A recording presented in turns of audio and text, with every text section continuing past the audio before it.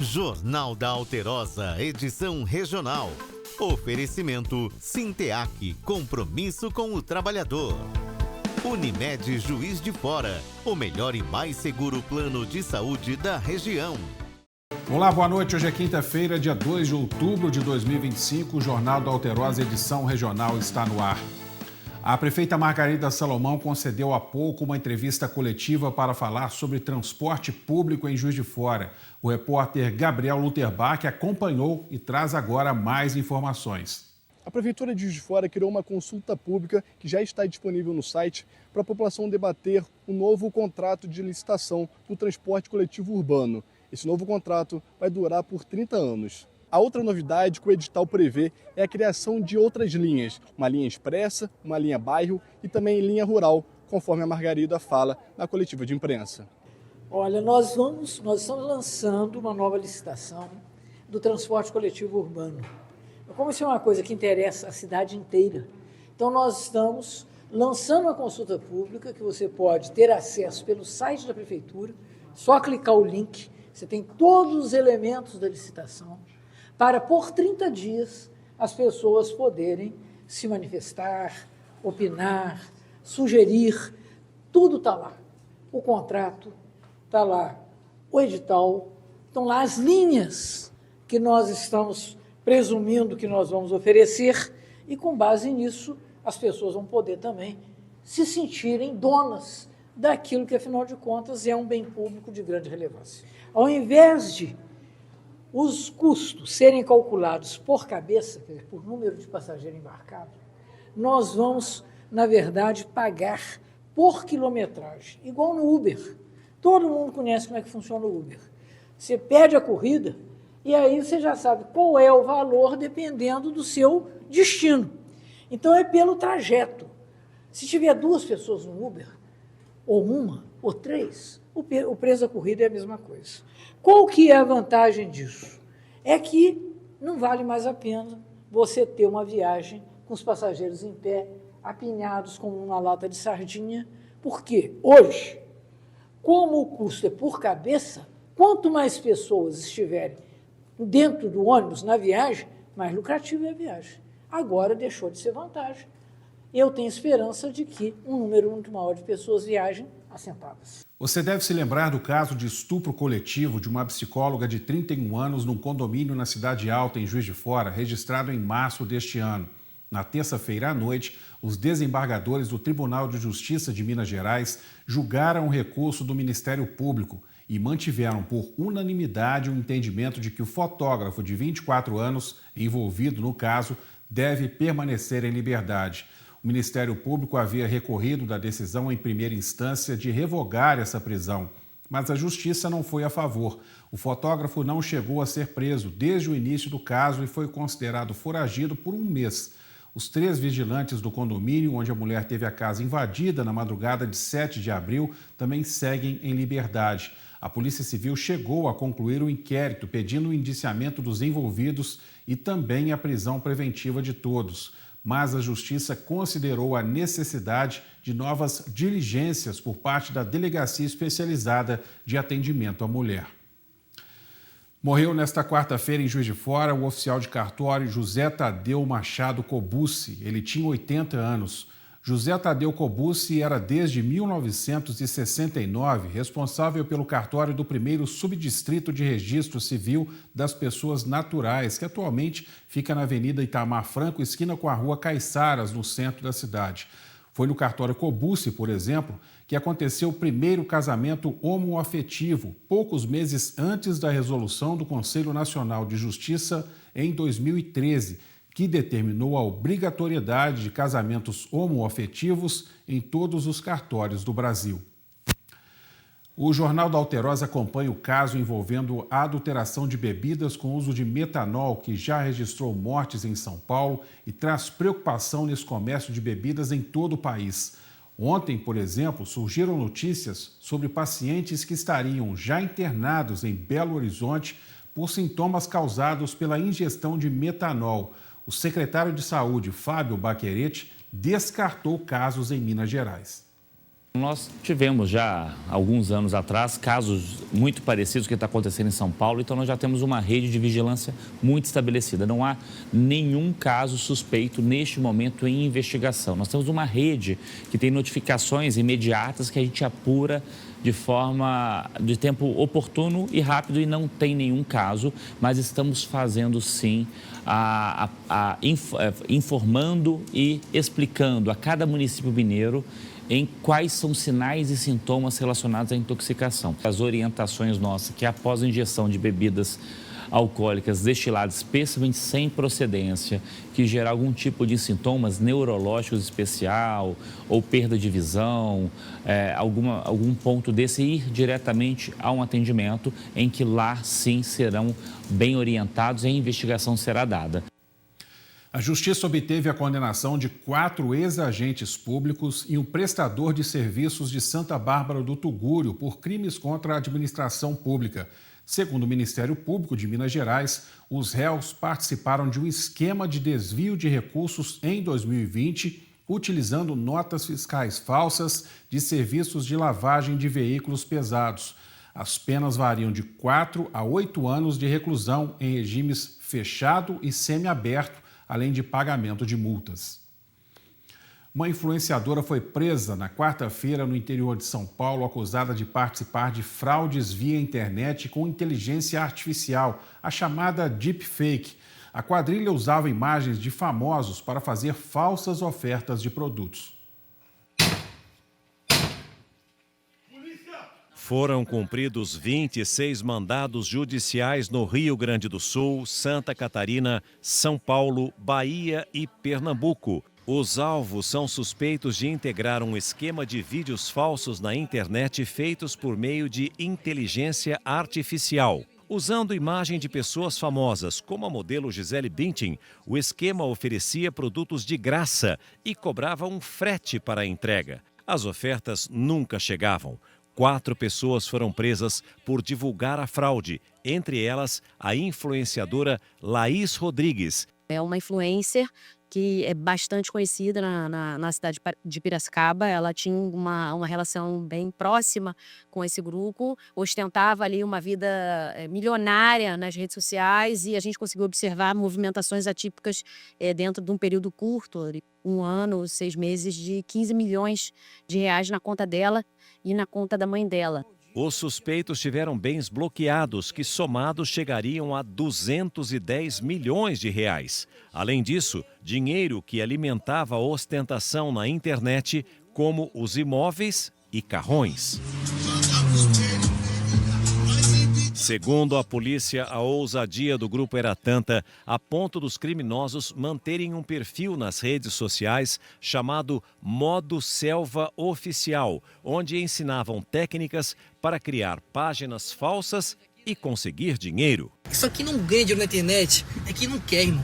Eles ensinavam a aplicar esses golpes digitais, então a gente vê uma mudança da criminalidade organizada, né? Então, a criminalidade hoje, o perfil do criminoso é diferente e a forma de ganhar dinheiro também é diferente, mas como a movimentação de dinheiro é muito grande, inevitavelmente eles vão esbarrar na lavagem de dinheiro. A investigação segue na tentativa de prender suspeitos foragidos. A Polícia Militar registrou apreensões de drogas em cidades da Zona da Mata. Confira na reportagem. Um adolescente de 17 anos foi apreendido com 74 pedras de crack, 24 papelotes de cocaína, dinheiro e um celular em Além Paraíba durante a Operação Escudo Urbano. O material estava embalado com etiquetas de uma facção criminosa. Em Cataguases, um jovem de 18 anos foi preso na Vila Minalda com papelotes de crack e cocaína, além de um aparelho celular. Já em Leopoldina, no bairro Pirineus, 2 homens de 24 e 26 anos foram presos com pedras de crack, R$ 245 em dinheiro e um celular. Todos os envolvidos e os materiais apreendidos foram encaminhados à Delegacia de Polícia Civil para as demais providências. A gente volta na sequência com mais Jornal da Alterosa. Até já.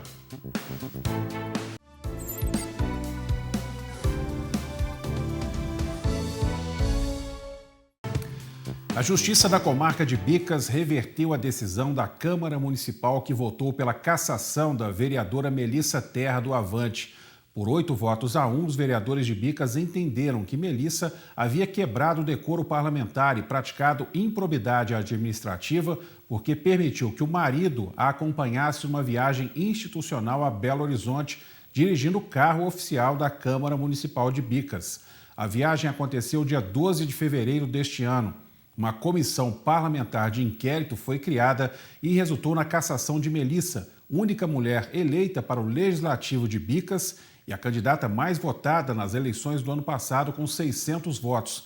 A defesa da parlamentar comentou a decisão do juiz Ricardo Domingos de Andrade e o restabelecimento do mandato.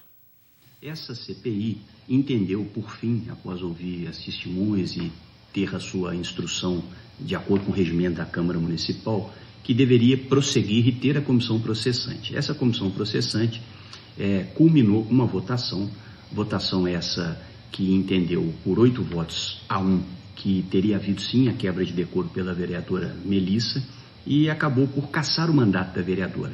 Isso foi consolidado, consubstanciado no decreto legislativo de número 539, de 12 de setembro passado o próximo. Pois bem, nós entendíamos que, na verdade, havia vários vícios nesse procedimento, várias nulidades que poderiam ser suscitadas e recorremos ao Poder Judiciário, instância isenta e competente para o julgamento imparcial que precisava ser feito. Dessa forma, entramos com uma ação de nulidade desse ato legislativo, que é o decreto que eu mencionei há pouco, cumulado com um pedido de tutela antecipada.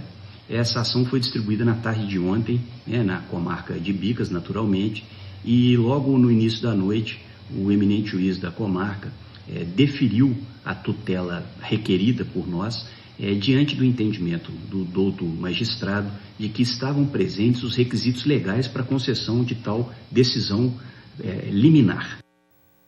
A Câmara Municipal de Juiz de Fora rejeitou na noite de ontem, por 13 votos a 9, a proposta de reforma tributária enviada pelo Executivo. O projeto previa mudanças nas regras do IPTU e TBI e da taxa de coleta de resíduos sólidos.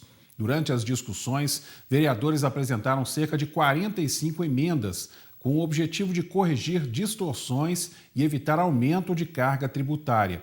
Entre os pontos em debate estavam a manutenção das alíquotas atuais do IPTU, isenções para pessoas idosas com 65 anos ou mais e pessoas com deficiência, pacientes em tratamento contra o câncer e imóveis de interesse social, além da revisão de aumentos previstos no ISS-QN e da exclusão da cobrança da TCRS para lotes vagos.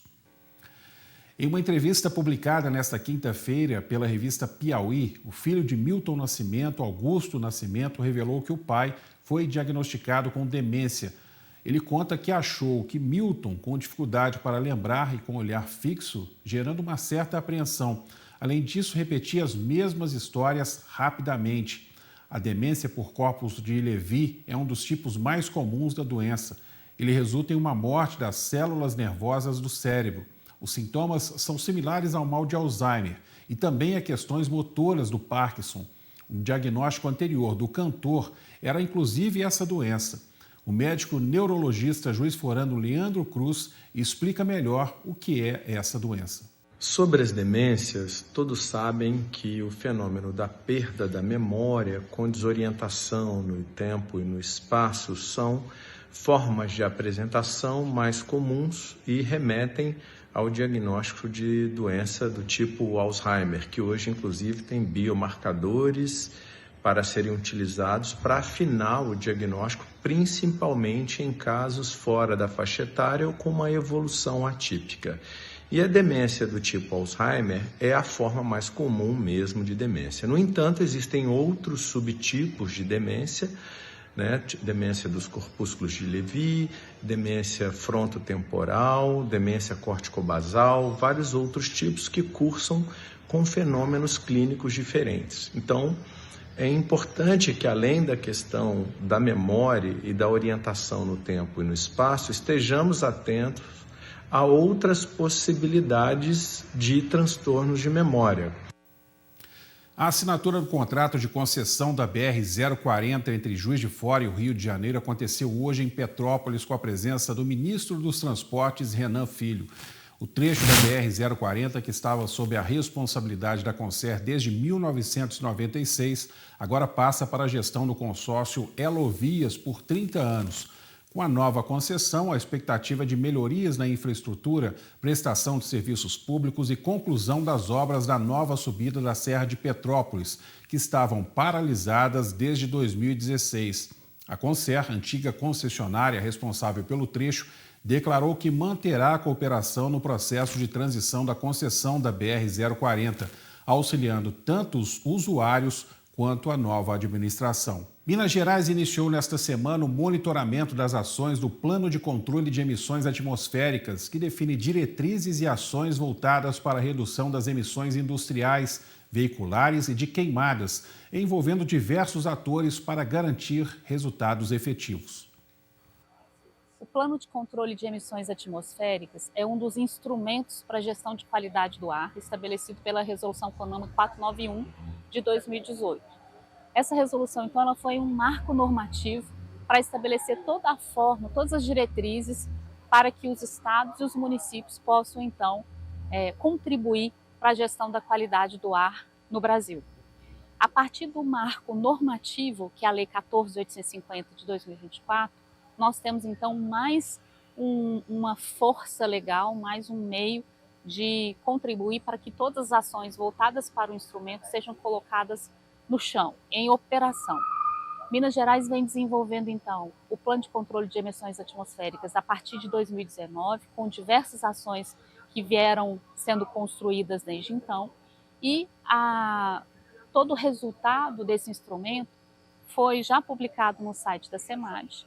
E na última segunda-feira nós conseguimos, então, fazer a primeira reunião de kick-off com os 8 municípios selecionados para participar desse piloto em relação ao Plano de Controle de Emissões Atmosféricas, que diz na prática o quê?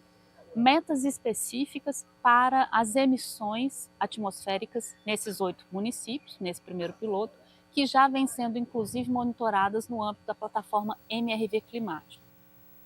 O JF Vôlei encara o Montes Claros neste sábado, no ginásio municipal, no último jogo da fase de classificação do Campeonato Mineiro. Fala pessoal, passando aqui para falar dessa última rodada aí do Campeonato Mineiro, da fase classificatória. Um jogo importante para a gente busca a nossa vitória em casa aí, apesar do último tropeço na última partida, mas a gente segue firme na batalha, na preparação em rumo à Superliga A. Obrigado pela companhia no Jornal do Alterosa. Amanhã a gente fecha a semana às 6:50 da noite. Eu espero você. Até amanhã.